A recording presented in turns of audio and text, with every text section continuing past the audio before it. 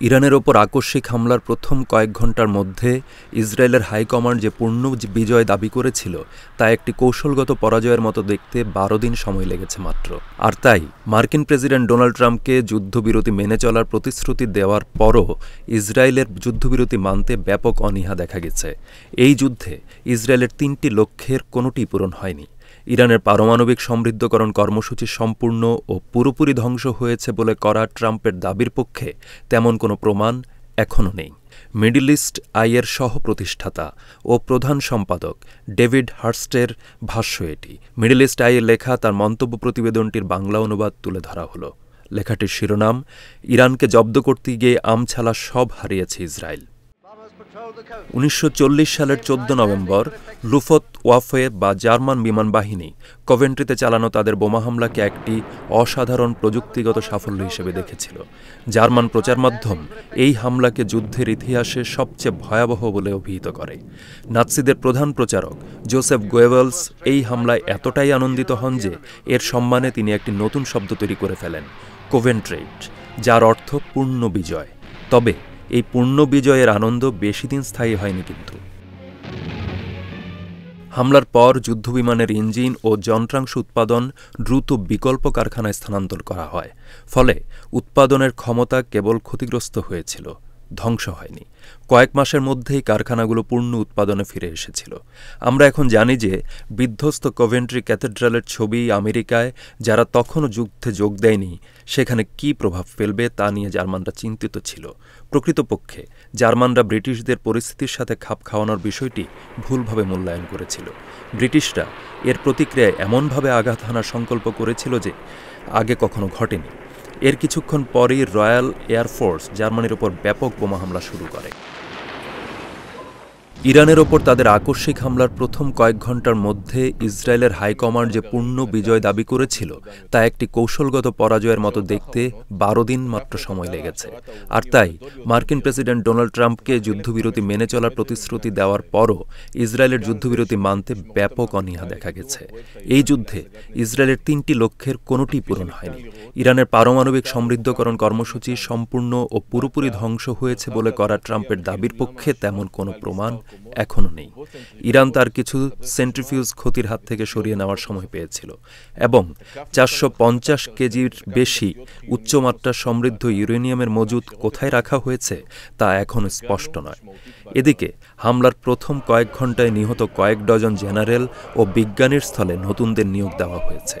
পেন্টাগনের গোয়েন্দা শাখা ও defence intelligence এজেন্সির একটি মূল্যায়নে দেখা গেছে যে ইরানের প্রতিটি পারমাণবিক স্থাপনায় মার্কিন সামরিক হামলা তেহরানের পারমাণবিক কর্মসূচির মূল উপাদানগুলো ধ্বংস করতে পারেনি, কেবল কয়েক মাসের জন্য পিছিয়ে দিতে পেরেছে। এই মূল্যায়ন সম্পর্কে জানেন এমন ৩ জনকে উদ্ধৃত করে সিএনএন মঙ্গলবার এ তথ্য জানিয়েছে। যদি কোভেন্ট্রির ঘটনা থেকে কিছু শেখার থাকে তাহলে ইউরেনিয়াম সমৃদ্ধকরণ ও ক্ষেপণাস্ত্র উৎক্ষেপক উৎপাদন কয়েক মাসের মধ্যেই আবার চালু হবে, যেমনটা আমেরিকানরা দাবি করছে। প্রযুক্তি, জ্ঞান ও সর্বোপরি গুরুত্বপূর্ণ জাতীয় সম্পদ পুনরুদ্ধার ও পুনর্গঠনের জন্য ইরানিদের যে সংকল্প তা সবকিছুই এই ঝড় মোকাবেলা করেছে। স্পষ্টতই ট্রাম্পের যুদ্ধবিরতি ঘোষণার কয়েক ঘণ্টার মধ্যেই ইরানি ক্ষেপণাস্ত্রগুলো যে ক্ষতি করেছে তাতে ইসরায়েলের দ্বিতীয় যুদ্ধের লক্ষ্য অবশ্যই ইরানের ব্যালিস্টিক ক্ষেপণাস্ত্র বহর হবে। ইসরায়েলের জন্য এটি একটি স্পষ্ট ও চলমান হুমকি হিসেবে রয়ে গেছে। যুদ্ধের ১২ দিনে ইরানের ক্ষেপণাস্ত্রের কারণে ইসরায়েল যত ক্ষতির শিকার হয়েছে তার চেয়ে কম ক্ষতি হয়েছে হামাসের তৈরি রকেট বা হিজবুল্লাহর সাথে মাসের পর মাস যুদ্ধ করে। ১২ দিনে ইসরায়েলের সেনাদের অ্যাপার্টমেন্টগুলোতে এমন ক্ষতি হয়েছে যা আগে কেবল ইসরায়েলি বিমান হামলায় গাজা ও লেবাননে ঘটেছে। এটিও একরকম ধাক্কা ছিল। একটি তেল শোধনাগার এবং একটি বিদ্যুৎ কেন্দ্র সহ কৌশলগত লক্ষ্যবস্তুতে আঘাত এনেছে ইরান। তারা ইসরায়েলি সামরিক স্থাপনাগুলোতেও হামলার খবর দিয়েছে, যদিও ইসরায়েলের কঠোর সেন্সরশিপের কারণে এসব দাবি যাচাই করা কঠিন। আর অবশেষে ইরানি শাসন ব্যবস্থা এখনও টিকে আছে, বরং ইসরায়েলের বিনা প্ররোচনায় হামলার বিরুদ্ধে জাতীয়তাবাদী ক্রোধের কারণে এই শাসন ব্যবস্থা দেশকে বিভক্ত না করে একত্রিত করেছে। ইসরায়েলের প্রধানমন্ত্রী বেনিয়ামিন নেতানিয়াহুর আরেকটি বড় অর্জন আমেরিকাকে এই যুদ্ধে টেনে আনা। এখন তো তা একটি বিষাক্ত পানীয়ের মতো দেখাচ্ছে। ট্রাম্প নেতানিয়াহুর যুদ্ধযন্ত্রের ওপর একটি কঠিন ও অকাল ব্রেক কষার পর তেল আবিবের একটি কেন্দ্রীয় সড়কে ধন্যবাদ মিস্টার ট্রাম্প লেখা ব্যানারটি আর কতদিন থাকবে? 12 দিন আগে ট্রাম্প ইসরায়েলের ওপর ইরানের আকস্মিক হামলায় আমেরিকা জড়িত থাকার ধারণা প্রত্যাখ্যান করেছিলেন। যখন তিনি দেখলেন এটি সফল হচ্ছে, তখন ট্রাম্প এই প্রকল্পে নিজের প্রভাব বিস্তারের চেষ্টা করে বলেছিলেন যে এটি কেবল মার্কিন প্রযুক্তির সাহায্যে সম্ভব হয়েছিল। আক্রমণ চলতে থাকলে ট্রাম্প ইঙ্গিত দিয়েছিলেন যে তিনি নিজেও ইরানের শাসন ব্যবস্থায় পরিবর্তনের বিরোধী নন। কিন্তু শেষ 24 ঘণ্টায় ট্রাম্প ইরানের নিঃশর্ত আত্মসমর্পণের দাবি থেকে সরে আসেন। কাতারের আল উদেদ বিমান ঘাঁটিতে হামলার উদ্দেশ্যের কথা আমেরিকাকে সতর্ক করায় ইরানকে ধন্যবাদ জানিয়েছিলেন এবং আমাদের সময়ে শান্তি ঘোষণা করেছিলেন। নেতানিয়াহুর ইরানকে গাজার মতো ধুলায় মিশিয়ে দেওয়ার উচ্চাকাঙ্ক্ষাকে আরও শক্তিশালী করার পরিবর্তে ট্রাম্প এমন একটি যুদ্ধের অবসান ঘটিয়েছেন যা সবে শুরু হয়েছিল এবং গাজার বিপরীতে নেতানিয়াহু মার্কিন প্রেসিডেন্টের ইচ্ছার বিরুদ্ধে যাওয়ার মতো অবস্থানে নেই।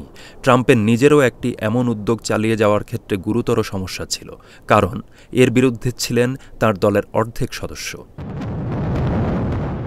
নেতানিয়াহুর জন্য এই বিগত 12 দিন ছিল এক কঠিন শিক্ষা ও অভিজ্ঞতা। যদিও প্রথম দিন প্রমাণ করে যে ইসরায়েলি গোয়েন্দারা লেবাননে হিজবুল্লাহর বিরুদ্ধে যেমন সাফল্য অর্জন করেছিল, তেমনি ইরানের সামরিক ও বৈজ্ঞানিক কমান্ডের প্রথম স্তরকে নির্মূল করে এই সাফল্য অর্জন করতে পারে। একইভাবে ইসরায়েল সরাসরি মার্কিন সহায়তা ছাড়াই এই সব কিছু একা করতে পারে। অথচ 10 দিনের মধ্যে এটি স্পষ্ট হয়ে যাচ্ছিল যে আমেরিকা যোগ না দিলে ইসরায়েল এই যুদ্ধে তার কোনো লক্ষ্য অর্জন করতে পারবে না। কিন্তু ওয়াশিংটনকে শুধু ইসরায়েলের একটি প্রকল্পে যুক্ত করার জন্য নেতানিয়াহু ইসরায়েলের যত প্রশংসা কুড়িয়েছিলেন, এই প্রশংসার কালি শুকানোর আগেই ট্রাম্প তার সবচেয়ে ঘনিষ্ঠ মিত্র থেকে আবারও মুখ ফিরিয়ে নিলেন। তিনি এক কোপে কাজ শেষ বা ওয়ান হিট ওয়ান্ডার বলেই প্রমাণিত হয়েছেন। ফোর্দোতে মাটির গভীরে প্রথিত পারমাণবিক সমৃদ্ধকরণ স্থাপনাটি সত্যিই অকার্যকর হয়েছে কিনা তা মূল্যায়নের কোনো সময় না নিয়েই ট্রাম্প মিশন সম্পন্ন হওয়ার ঘোষণা দেন। ট্রাম্প সন্দেহজনক গতিতে এটি করেছিলেন, কারণ ইসরায়েলের দৃষ্টিকোণ থেকে তার কোনো মার্কিন সেনা হত্যা না করার জন্য ইরানকে অভিনন্দন জানানোর একটি তাড়াহুড়ো ছিল, ঠিক যেভাবে তিনি রিয়াদে গিয়ে অর্থ আদায় করার আগে ইয়েমেনে হুতিদের সাথে চুক্তি করেছিলেন, ঠিক তেমনই। অন্যদিকে এই সংঘাত থেকে ইরান কৌশলগত লাভ নিয়ে বেরিয়ে আসছে। যদিও এটি তাৎক্ষণিক যে আঘাত সহ্য করেছে এবং শত শত হতাহতের শিকার হয়েছে তা উপেক্ষা করা উচিত নয়। দেশটির বিমান প্রতিরক্ষা ব্যবস্থা একটি ইসরায়েলি যুদ্ধবিমানকেও ভূপাতিত করতে পারেনি, যদিও তারা ড্রোন নামিয়ে এনেছে বলে মনে করা হচ্ছিল। ইসরায়েলি যুদ্ধবিমানগুলো ইরানের আকাশে অবাধে বিচরণ করতে সক্ষম ছিল। ইসরায়েলের গোয়েন্দা সংস্থা আবারও দেখিয়েছে যে তারা বিপ্লবী গার্ড কর্পস এবং ইরানি বিজ্ঞানীদের অনেক গভীরে ঢুকে পড়েছে। এগুলো সবই স্পষ্ট ব্যর্থতা, কোনোটিই নির্ণায়ক বলে প্রমাণিত হয়নি।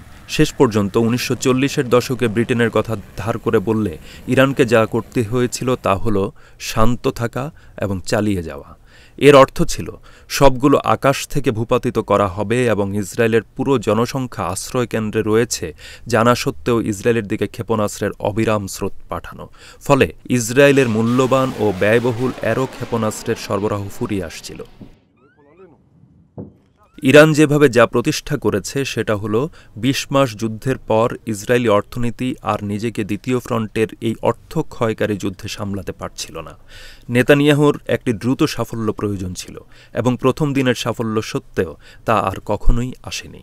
তা সত্ত্বেও ট্রাম্পের নিষেধ মেনে ইসরায়েল বোমা হামলা বন্ধ করতে পারেনি। তাই আরেকটি স্পষ্ট বার্তা লাউড স্পিকারে দিতে হয়েছিল, ইসরায়েল ওই বোমাগুলো ফেলবে না, যদি ফেলো তাহলে তা হবে একটি বড় লঙ্ঘন। ট্রাম্প বড় গর্জন করেছিলেন। আসলে যুদ্ধটা কি ছিল? শেষ পর্যন্ত এই সংঘাত কখনোই এমন একটি পারমাণবিক বোমা কর্মসূচির সমাপ্তি সম্পর্কিত ছিল না। এই সংঘাত মূলত ছিল দুটি বয়ানের মধ্যে। প্রথমটি সুপরিচিত, অনেকটা এরকম: 2023 সালে 7 অক্টোবর হামাসের হামলা ছিল একটি কৌশলগত ভুল। আরব বা ইরানিরা ইসরায়েল ও আমেরিকার মিলিত শক্তি, এমনকি সর্বাধুনিক প্রজন্মের অস্ত্রশস্ত্রে সজ্জিত ইসরায়েলের শক্তির সাথে কখনোই তাল মেলাতে পারবে না। ইসরায়েল সর্বদা যুদ্ধক্ষেত্রে তার শত্রুদের পরাজিত করবে, যেমনটি তারা 1948, 1967, 1973, 1978 এবং 1982 সালে করেছিল। আরবদের জন্য একমাত্র বিকল্প হল ইসরায়েলকে তার শর্তে স্বীকৃতি দেওয়া, যার অর্থ তার সাথে ব্যবসা করা এবং ফিলিস্তিনি রাষ্ট্রের বিষয়টি অন্য দিনের জন্য রেখে দেওয়া। এই দৃষ্টিভঙ্গি বিভিন্ন মাত্রায় এবং আনুষ্ঠানিকভাবে সমস্ত আরব নেতা এবং তাদের সামরিক ও নিরাপত্তা প্রধানেরা ধারণ করেন। বিকল্প বয়ানটি হল, ইসরায়েল রাষ্ট্র তার বর্তমান রূপে যতদিন থাকবে ততদিন শান্তি থাকতে পারে না। ফিলিস্তিনে ইহুদিদের উপস্থিতির বিপরীতে এটিই সংঘাতের উৎস। দখলদারত্ব যতদিন চলবে, প্রতিরোধ ততদিন থাকবে। ইসরায়েলের আধিপত্য ও জয় করার ইচ্ছাকে অস্বীকার করে ইরানের শাসন ব্যবস্থার অস্তিত্ব টিকিয়ে রাখা তার কৌশলগত রকেট বাহিনীর চেয়েও গুরুত্বপূর্ণ। ইসরায়েল ও আমেরিকার বিরুদ্ধে রুখে দাঁড়ানো এবং যুদ্ধ চালিয়ে যাওয়ার ক্ষমতা, গাজার ফিলিস্তিনিদের আত্মসমর্পণে রাজি না হওয়ার যে মনোভাব দেখিয়েছে, ইরানও তা দেখিয়েছে। যদি যুদ্ধবিরতি টিকে থাকে, তবে ইরানের কাছে বেশ কয়েকটি বিকল্প রয়েছে। আলোচনার টেবিলে ফিরে আসার জন্য তার কোনো তাড়াহুড়া করা উচিত নয়, কারণ ট্রাম্প নিজেই দুবার এই টেবিল ত্যাগ করেছেন। একবার যখন তিনি 2018 সালের মে মাসে ইরানের সঙ্গে থাকা 6 জাতি পারমাণবিক চুক্তি থেকে সরে এসেছিলেন, আর চলতি জুন মাসে আবার, যখন তার দূত স্টিভ উইটকফ সরাসরি আলোচনায় যুক্ত ছিলেন। ট্রাম্প গর্ব করে বলেছিলেন তিনি আলোচনার মাধ্যমে ইরানিদের ধোঁকা দিয়েছেন এবং একই সময় ইসরায়েলকে তার হামলার প্রস্তুতি নিতে দিয়েছেন। ঠিক আছে, তবে তিনি আর সেই কৌশলটি ব্যবহার করতে পারবেন না। তেহরানের হাতে তবে বিকল্প কি? আলোচনায় ফিরে আসার জন্য ইরানের গ্যারান্টির দরকার হবে যে ইসরায়েল আর আক্রমণ করবে না, এমন গ্যারান্টি যা ইসরায়েল কখনোই দেবে না। যেমনটি আমি ও অন্যান্যরা যুক্তি দিচ্ছি, এসপিটির অংশ হওয়াটা ইরানের স্বার্থে নেতিবাচকভাবে কাজ করেছে। তারা এই চুক্তি থেকে বেরিয়ে আসতে পারে, আবার পরমাণু বোমা তৈরির তোড়জোড় শুরু করতে পারে, যাতে ইসরায়েল আর কখনো এমন না করে। বাস্তবে ইরানকে কিছুই করতে হবে না। তারা সর্বোচ্চ চাপের নিষেধাজ্ঞা এবং সর্বশেষ আমেরিকান অস্ত্রশস্ত্র ব্যবহার করে 12 দিনের যুদ্ধবিধ্বস্ত পরিস্থিতির সফলভাবে মোকাবিলা করেছে। তাদের কোনো চুক্তির প্রয়োজন নেই। এই হামলায় যে ক্ষতি হয়েছে তা তারা পুনর্গঠন ও মেরামত করতে পারে। যদি অতীতের অভিজ্ঞতা থেকে কিছু শেখার থাকে, তাহলে এটি আগের চেয়ে আরও শক্তিশালী হয়ে উঠবে। নেতানিয়াহু ও ট্রাম্পের একটি ক্রমবর্ধমান প্রতিকূল ও সন্দেহপ্রবণতা নিজের শ্রোতার কাছে কিছু হিসাব দিতে হবে। ইসরায়েলের সাবেক প্রতিরক্ষামন্ত্রী আভিগডর লিবারম্যানকে এই প্রসঙ্গে উদ্ধৃত করা উচিত। যুদ্ধবিরতি ঘোষণার পর তিনি মন্তব্য করেছিলেন, সামরিক ও গোয়েন্দা সাফল্য সত্ত্বেও ইসরায়েলের জন্য সমাপ্তিটা তিক্ত।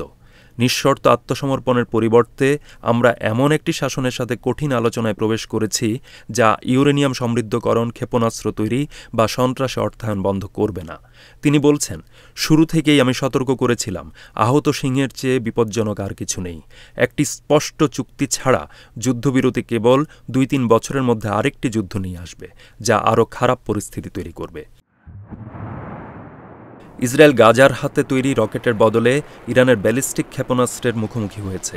এ যুদ্ধ একটি পরোক্ষ শত্রু এবং ছায়াযোদ্ধাদের পৃষ্ঠপোষককে একটি সরাসরি শত্রুতে পরিণত করেছে। এই শত্রু এমনই যে ইসরায়েলের সব মানুষকে বাংকারে পাঠাতে দ্বিধা করে না। এটি একটি অর্জন, কিন্তু 12 দিন আগে নেতানিয়াহু যা ভাবছিলেন তা নয়। প্রধান ইউরোপীয় দেশগুলোর সবাই ইরানের সাথে পারমাণবিক চুক্তিতে স্বাক্ষরকারী। ফলে ইরানের কাছে তাদের বলার মতো কিছু নেই। ইরানের ওপর আন্তর্জাতিক আইনে সম্পূর্ণভাবে অবৈধ একটি আক্রমণের প্রতি তাদের মেরুদণ্ডহীনতা ও সম্মতি দেওয়ার কারণে তারা মধ্যস্থতা করার সমস্ত ক্ষমতা ও যোগ্যতা ত্যাগ করেছে। শুধু তাই নয়, তারা যে আন্তর্জাতিক শৃঙ্খলা বজায় রাখার দাবি করে তাকেই তারা দুর্বল করেছে।